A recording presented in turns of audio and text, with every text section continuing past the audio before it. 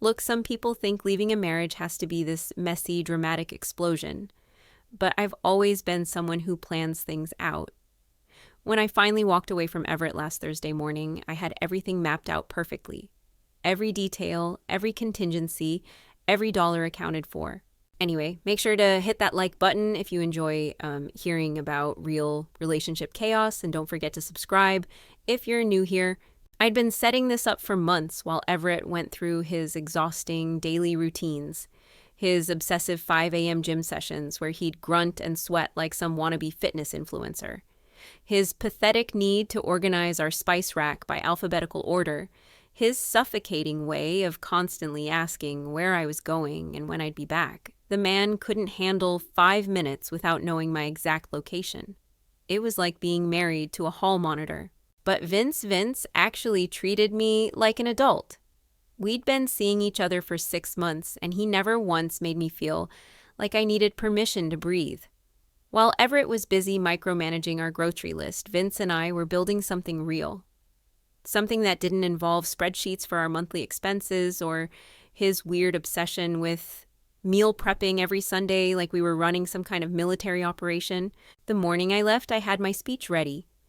Everett was standing there in his ridiculous cartoon boxers, the same ones his mother bought him 3 Christmases ago because apparently the man couldn't even pick out his own underwear, looking confused and pathetic as usual. What are you doing?" he asked, watching me fold my clothes into the suitcase I'd hidden in our closet for weeks. "I'm done," I said, not bothering to look at him. "I can't do this anymore." "Do it." His voice had that whiny quality that made my skin crawl. I finally turned to face him. This us, the lie we've been living. What lie? God, even when his world was falling apart, he still couldn't keep up. I've met someone else. Someone who actually makes me happy. I'm leaving. The way his face crumpled was almost satisfying. 8 years of his controlling behavior, his constant need to know every detail of my day, his passive-aggressive comments about my spending, it was all ending right there, who he demanded. That doesn't matter. Yeah, it actually does. I zipped the first suitcase and started on the second. His name is irrelevant. What matters is I'm finally choosing myself. Choosing yourself by cheating on me, it's not cheating if the marriage was already dead. And it was dead, had been for months, maybe years. How could he not see that? I grabbed my makeup bag from the bathroom, the expensive one Vince had bought me last month because he actually noticed what I liked. "I'll come back for the rest of my stuff later. Don't call me. I need space." And then I left, just walked out while he stood there looking lost and weak. I could hear him calling my name as I started my car, but I didn't look back. I was done being trapped in that suffocating house with his endless rules and schedules. The apartment Vince and I had been planning was everything our old place wasn't. Modern, spacious, with floor-to-ceiling windows that actually let in light, instead of Everett's depressing heavy curtains that made everything feel like a cave. It cost more than what Everett and I had been paying, but we were both contributing. I'd been transferring money from our joint account for weeks to help with the deposit and first month's rent. It felt incredible to finally be somewhere that reflected who I actually was, instead of Everett's bland beige aesthetic. Vince understood me in ways Everett never could. He didn't question when I wanted to go out with friends or when I needed to buy something that made me feel good about myself. He didn't make spreadsheets tracking our expenses or leave passive-aggressive notes about leaving dishes in the sink. He was spontaneous, passionate, and he actually listened when I talked instead of just waiting for his turn to lecture me about budgeting or time management. I blocked Everett's number immediately because I needed space to start fresh. When he tried calling from work, I blocked that too. His desperate attempts to reach me just proved how clingy and needy he'd always been. A confident man would have respected my decision and moved on, but Everett couldn't handle not being in control for once in his pathetic life. Vince was handling his own transition from his marriage, and while I knew there were complications with his kids, that was his situation to manage. I wasn't going to let other people's drama interfere with our happiness. We'd both been unhappy in our previous situations, and now we finally had a chance to be together properly. Those first few days in our new place felt like the beginning of my real life. We'd order takeout without Everett's commentary about sodium content. Stay up late talking without him checking his watch and mentioning work. The next day, sleep in on weekends without his alarm going off at dawn for another one of his exhausting workout sessions. It was freedom. Then Sienna called. I didn't recognize the number, and her voice sounded raw and desperate when she asked if I was her husband. I almost hung up thinking it was some kind of scam, but then she mentioned Vince by name. My husband is sleeping with your wife, she said. The accusation hit me wrong. Look, I don't know what you think you know, but I found texts, hundreds of them, photos, plans. They've been together for months. We're both adults, I said, trying to keep my voice steady. Whatever problems you have with your marriage. He left this morning, told me he was in love with someone else, and walked out on me and our kids. Kids? Right. Vince had mentioned them, but I tried not to think about that part. It wasn't my responsibility to manage his family drama. I found the apartment lease in his email, she continued. He signed it 3 weeks ago. They've been planning this. We've been planning our future together, yes. There's nothing wrong with that. With marital funds, money that should have been going to his children. I felt a flash of irritation. This woman was trying to guilt trip me over decisions that had nothing to do with her. I don't know what you want from me, but I want to destroy them, both of them, legally. Her tone was cold and calculating in a way that made me uncomfortable. What are you talking about? Meet me tomorrow. We need to discuss how we're going to handle this. Before I could refuse, she gave me an address and hung up.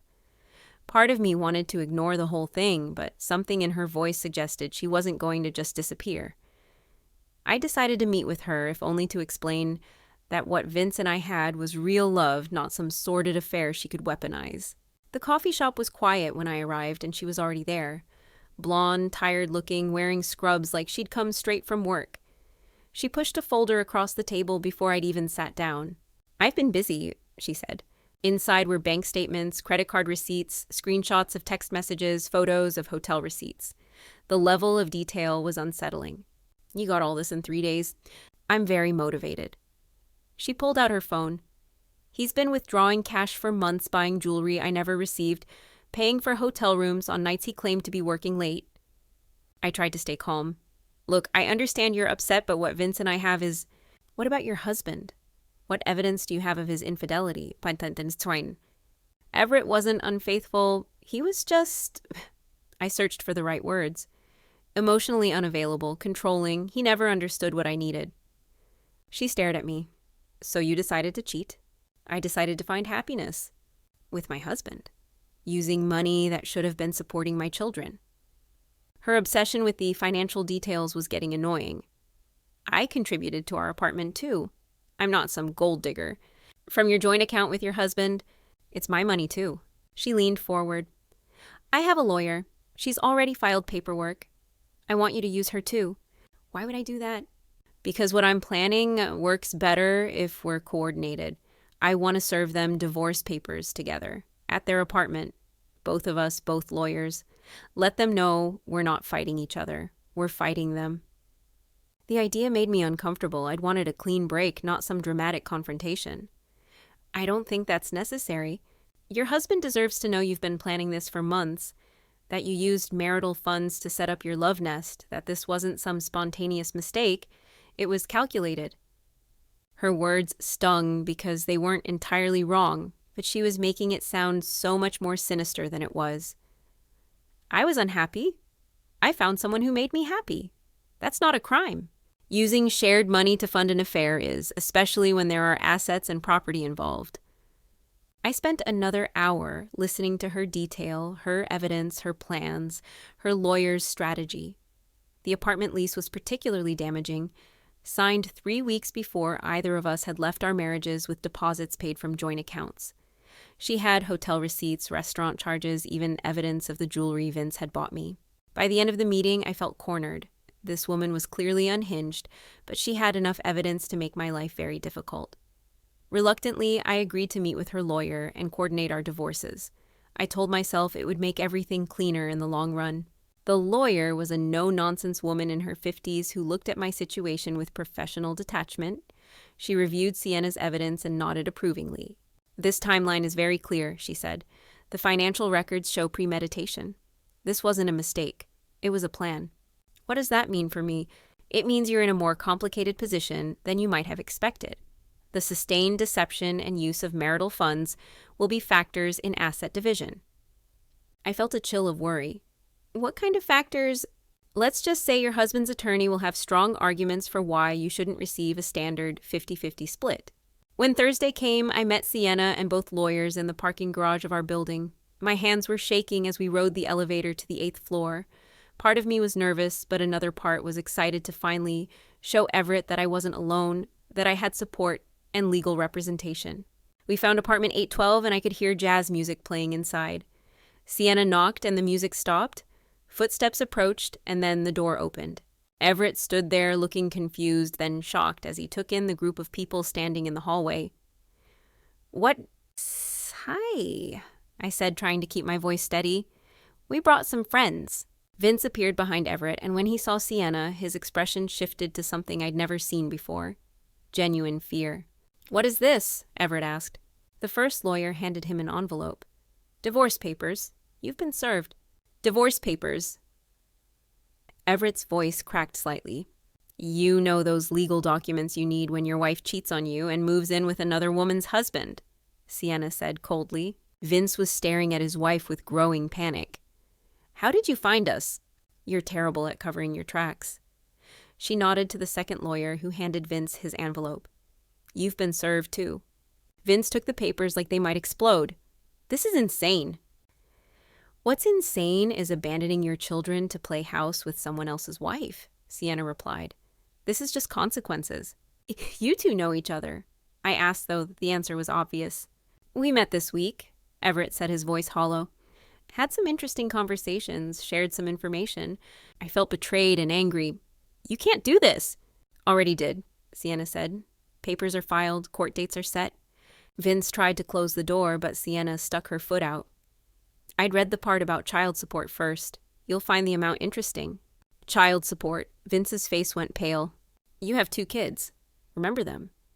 You still have to pay for them." "This is vindictive," I said. "This is the law," Everett replied. "You want to talk vindictive?" We could have shown up with police, could have made a scene, but we're being civilized. As they left us standing there holding our divorce papers, I felt the first real crack in my confidence. Vince was quiet and shaken constantly, staring at the legal documents and muttering about numbers. The fallout started immediately. I tried calling Everett that night, but he didn't answer. I sent texts from different numbers, but he blocked those too. My mother called to lecture me about being vindictive and unreasonable, but I defended my choices. I was following my heart, not trying to hurt anyone, but as the legal proceedings began, things got complicated fast. My lawyer explained that the evidence of premeditation and misuse of marital funds was working against me. The judge would see the timeline, the apartment lease signed weeks before I left the money transfers, the hotel receipts, and view it as calculated deception rather than a crime of passion. Meanwhile, Vince's case was becoming a nightmare. The child support amount Sienna was requesting was astronomical, and he was looking at losing most of his assets in the divorce. The expensive apartment we'd been so excited about suddenly felt like a financial anchor dragging us both down. I can't afford this place and child support," he told me one night, staring at bills spread across our dining table. "The numbers don't work." "We'll figure it out," I said. But privately, I was starting to panic. I'd left my comfortable life with Everett for this, and it was turning into a financial disaster. When my court date arrived, I felt completely unprepared, despite my lawyer's coaching. The judge was an older woman with gray hair and a completely neutral expression, who seemed unimpressed by my explanations about being unhappy in my marriage. "Did you engage in an extramarital affair?" she asked. "Yes, but did you move out of the marital home to cohabitate with your affair partner?" "Yes." "Did you sign a lease on this apartment before leaving your husband outside?" My lawyer had warned me this question was coming. "Yes." "And where did the deposit money come from?" "Marital funds," I admitted. The judge made notes and asked more questions about the timeline, the money transfers, the evidence of planning. My lawyer tried to argue that I deserved half of our assets, but the judge seemed skeptical. When the decision came down, I felt like I'd been punched in the stomach. I got the house, all of it. The savings were split 60-40 in Everett's favor. I got my car and personal belongings, no alimony. The premeditated nature of your departure and misuse of marital funds negates any support claim, the judge explained. I started crying right there in the courtroom, but the judge was unmoved. This is fair based on the circumstances. Final decision. Outside, I wanted to approach Everett to explain that this wasn't what I'd wanted, but his lawyers stopped me from getting close. I drove home to the apartment feeling numb and defeated. Vince's court date was even worse. The judge ordered him to pay $2,900 a month in child support, split assets 70-30 in Sienna's favor, and gave her the house entirely. He got supervised visitation until he could prove stability. I can't afford the apartment and child support, he told me that night. We have to move. I don't know, somewhere cheaper, a lot cheaper. Our relationship started crumbling under the financial pressure. The man I'd fallen in love with became stressed and resentful constantly on his phone with lawyers or calculating numbers. The passionate, spontaneous person I'd left Everett for was replaced by someone bitter and overwhelmed. We fought about money constantly, about his kids, about the legal fees that kept piling up, about the apartment we could no longer afford. The freedom and happiness I'd been seeking felt like a distant memory. 3 months after our court dates, Vince moved out. He found a studio apartment across town that he could afford with his new financial obligations, and there wasn't room for both of us. Our great love story had turned into a practical disaster. I ended up moving back in with my parents at 28, sleeping in my childhood bedroom surrounded by high school trophies and faded boy band posters. The life I'd carefully planned and sacrificed everything for had completely fallen apart. From my parents' house, I watched Everett's social media posts showing him renovating our old house. His house now. He looked healthy and focused, posting pictures of home improvement projects and dinner with friends. He seemed to be thriving without me, which stung more than I wanted to admit. Meanwhile, I was starting over with less money than I'd had before, no home of my own, and the realization that my true love had evaporated the moment real life got difficult. Vince occasionally texted, but our conversations were awkward and strained. We'd destroyed our marriages for something that couldn't survive a few months of financial pressure. Looking back now, I can see that maybe I made some mistakes. The timing wasn't great, and perhaps I could have handled things differently. But I was just following my heart, trying to find happiness in a situation where I felt trapped and unappreciated. Everett's controlling nature and constant micromanaging had pushed me to seek connection elsewhere. The truth is, I don't regret leaving. I regret how it all played out, the legal complications, the financial mess. But I had to choose myself, even if it meant other people got hurt in the process. That's just life sometimes. Messy and unfair with consequences nobody saw coming.